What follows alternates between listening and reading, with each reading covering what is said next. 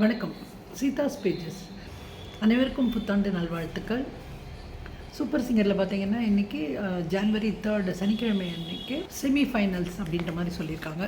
So இது 4வது நபர் தேர்ந்தெடுக்கப்பட போகிறார். இன்றைக்கி ஒன் ஆஃப் தி ஜட்ஜஸாக கங்கையம்மன் வந்திருக்காரு. ஸோ இப்போ ஃபஸ்ட்டு ஆன்பென் பாட வராங்க. இது வந்து ஒருத்தருக்கும் ஒருத்தர் கிஃப்ட் கொடுக்கறதுன்றது வேறு ஒன்று போயிட்டுருக்கு. ஆன்பென் வந்து இன்றைக்கி எடுத்துக்கிட்ட பாட்டு வந்து அழகு மலராட அந்த பாட்டு வைதையை காத்திருந்தாள். ரொம்ப ரொம்ப ஃபேமஸான ஒரு பாட்டு. அந்த பாட்டில் பயங்கரமான ஒரு சோகம் இருக்கும். அதே மாதிரி ஒரு கர்நாடிக் பேஸ்டு பாட்டு தான் அது. நீங்கள் நிறைய சங்கதிகள் நிறைய விஷயங்கள் இதில் கான்சன்ட்ரேட் பண்ண வேண்டியிருக்கும். மெயின்லி எமோஷன், அந்த சோகம் அதில் வரணும்.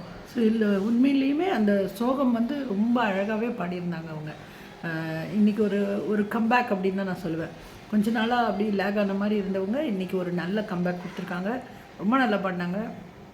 அனுராதா வழக்கம் போல் இறங்கி வந்து கட்டிப்பிடிச்ச உடனே ஆசீர்வாதம் வாங்கிட்டு நல்ல கண்ணீர் வந்துருச்சு அவங்களுக்கு. இது ஒரு நல்ல மொமெண்ட் தான் அவங்களுக்கு அப்படின்னு தான் நான் சொல்லுவேன். ஸோ எல்லாருமே ரொம்ப நல்ல ப்ரைஸ் பண்ணாங்க. மேஜிக்கலாக இருந்தது அப்படின்னு உன்னிகிருஷ்ணன் சொன்னார். ஸோ ஒருத்தருமே எல்லாருமே ஒரு ப்ரைஸிங் தான் இருந்தது. ஆன்பென் இன்னைக்கு எடுத்துக்கிட்டது கூட நல்ல ஹை ரீச் இருக்கிற ஒரு பாட்டு. அவங்க அதுதான் அவங்களுடைய ஸ்பெஷாலிட்டி. நான் எப்பவும் சொல்கிற மாதிரி அவங்க எவ்வளோ ஹையாக போனாலும் அந்த வேர்ட் கிளாரிட்டி அழகாக மெயின்டைன் பண்ணுவாங்க அவங்க. இன்றைக்கும் அதே மாதிரி தான் நல்லா இருந்தது. ரொம்ப அழகாக இருந்தது கேட்குறதுக்கு. ஸோ இவங்களுக்கு வந்து கோல்டன் ஷவர் கொடுத்தாங்க. அதே மாதிரி இவங்க கிஃப்ட்டு வந்து யாருக்கு கொடுக்கணும்னு சொல்லும்போது அவங்க ஃபரானுக்கு வந்து கிஃப்ட்டை கொடுத்தாங்க. அடுத்ததாக சரண் ராஜா வந்தார். சரண் ராஜா வந்து உன் குத்தமா என் குத்தமா அந்த பாட்டு. இது வந்து இளையராஜா சாங்ஸ்னாலே சரண் வந்து ரொம்ப அழகாக பாடுவார்னு எல்லாருக்குமே தெரியும். அதுவும் சோகமான பாட்டுன்னா அவரை யாருமே பீட் பண்ண முடியாதுன்றது நமக்கு தெரியும். ஸோ மிஷ்கின் வந்து தன்னுடைய அனுபவத்தெல்லாம் சொல்லிட்டு இருந்தார். எங்கே போனாலும் யாரை பாரு சரணை பத்திரமா பார்த்துக்குங்கன்னு சொல்கிறாங்க.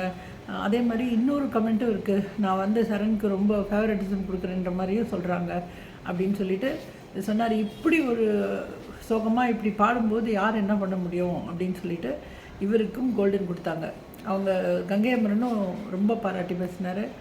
எல்லாருமே ரொம்ப நல்லா இருக்குன்னு சொல்லிட்டு இவர் வந்து கிஃப்ட் கொடுக்கறது யாருக்கு அப்படின்னு பார்த்தா டிசாதனாக்கு அவருடைய இது கொடுத்தாரு. எனக்கு ஒரு தங்க மாதிரி அது எப்போவுமே மேலே ரொம்ப பாசமாக இருப்பாங்க அப்படின்னு சொல்லிட்டு டிசாதனாக்கு கொடுத்தாரு. டிசாதனாவுக்கு என்ன கொடுத்தாருன்னா கொலுசு. அவங்க அப்படியே ரொம்ப கண் கலங்கிட்டாங்க. பிளெஸிங்ஸ் எல்லாம் வாங்கிட்டாங்க. அப்புறம் சொன்னாங்க, எங்கள் அம்மா கொலுசு போடுன்னுவாங்க, அதை நான் போடுறதே இல்லை அப்படின்னு சொல்லிட்டு ரொம்ப ஒரு ரியல் ஒரு அண்ணன் தங்கை பாசம் ரொம்ப நல்லா இருந்தது பார்க்குறதுக்கு.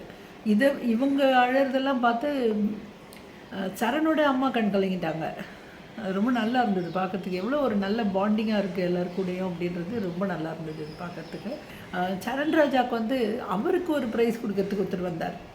யாருன்னு கெஸ் பண்ண முடியுமா? ஆமாம், மணி அவர்கள். மணி வந்து ரொம்ப நல்ல பையன், ரொம்ப இன்னசென்ட்டான பையன் அப்படின்னு சொல்லிட்டு ஒரு ஹெட்ஃபோன் அவர் ப்ரெசென்ட் பண்ணிட்டு போனார். இதுக்கு அடுத்ததாக வந்து நிக்கிலும் அனுராதாவும் சேர்ந்து ஒரு பாட்டு பாடினாங்க. என்ன நினச்ச நீ என்ன நினச்ச அந்த பாட்டு.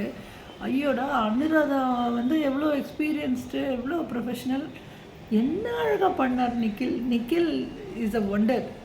உண்மையிலேயே நம்ம கண்ணெதிர்க்க அப்படியே குட்டியாக வந்து வந்து வந்து வந்து அப்படியே பெரிய ஒரு ப்ரொஃபஷ்னல் சிங்கர் மாதிரியே அவர் பாட ஆரம்பிச்சிட்டார். ரொம்ப அற்புதமாக பண்ணார்.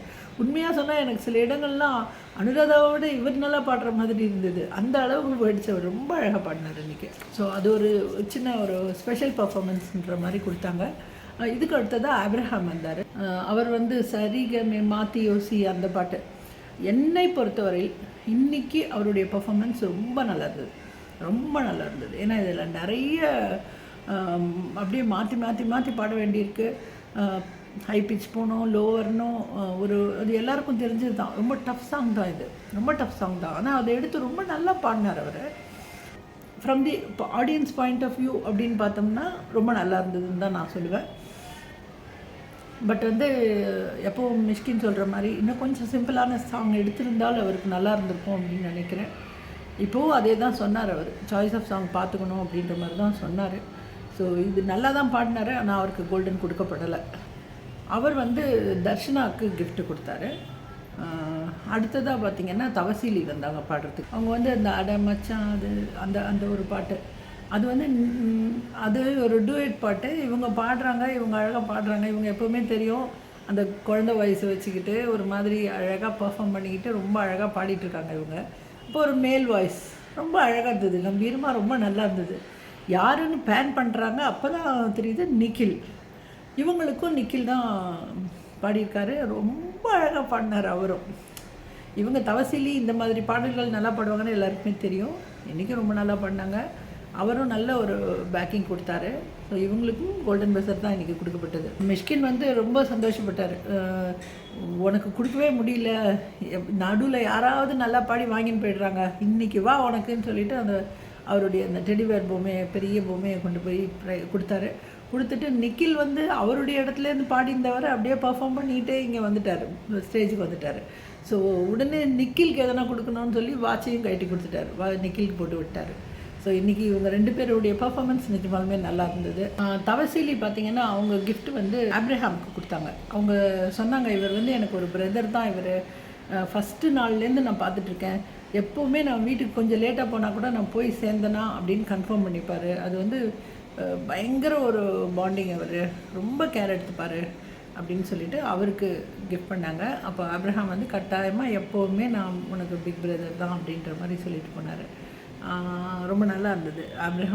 ஆப்ரஹாம் மூவ் ஆகிட்டார். ஆக்சுவலி ஆப்ரஹாம் வந்து கொஞ்சம் ஒரு மாதிரி எமோஷ்னல் ஆகிட்டார் அவங்க அது கொடுத்த பொழுது. ஸோ மிஷ்கின் சொன்னார் ரொம்ப எக்ஸ்ட்ராடினரியாக இருக்குதுன்னு சொன்னார். ஸோ மாக்காப்பா வந்து பாடும் சில்க் அப்படின்னு ஒரு பட்டம் கொடுத்துருக்காரு தவசீலிக்கு. இன்னும் பர்ஃபார்ம் பண்ணிட்டு தான் அவங்க ஆடுறாங்க. பட் இந்த மாதிரி பாடல்கள்லாம் ரொம்ப சிறப்பாக ரொம்ப ஈஸியாக பாடிடுறாங்க அவங்க. அதனால் அவங்களுக்கு பாடும் சில்க்குன்னு பேர் வச்சுருக்கிறாரு. ஸோ இதுதான் இந்த 4 பேர் தான் இன்றைக்கி பாடினது. ஆனால் அந்த ஹோல் இன்றைக்கி பெஸ்ட் அப்படின்னு நான் சொன்னேன்னா ஆன் பென்சன் தான் எனக்கு ரொம்ப பிடிச்சது. நான் அவங்களுடைய ஒர்க்கு ரொம்ப நீட்டாக இருந்தது. எனக்கு சரண் ராஜா நல்லா பாடினார், இவங்களும் நல்லா பாடினாங்க. எல்லா 4 பேருமே நல்லா பாடினாலும் எனக்கு வந்து என்னுடைய பெஸ்ட் இன்றைக்கி வந்து ஆன் பென்சன் தான் அப்படின்னு தான் நான் சொல்லுவேன். ஸோ நாளைக்கு தான் உண்மையான காம்படிஷன் அப்படின்னு நான் நம்புகிறேன். ஸோ சண்டே எபிசோட் பார்த்துட்டு மீண்டும் உங்களை சந்திக்கிறேன். நன்றி, வணக்கம்.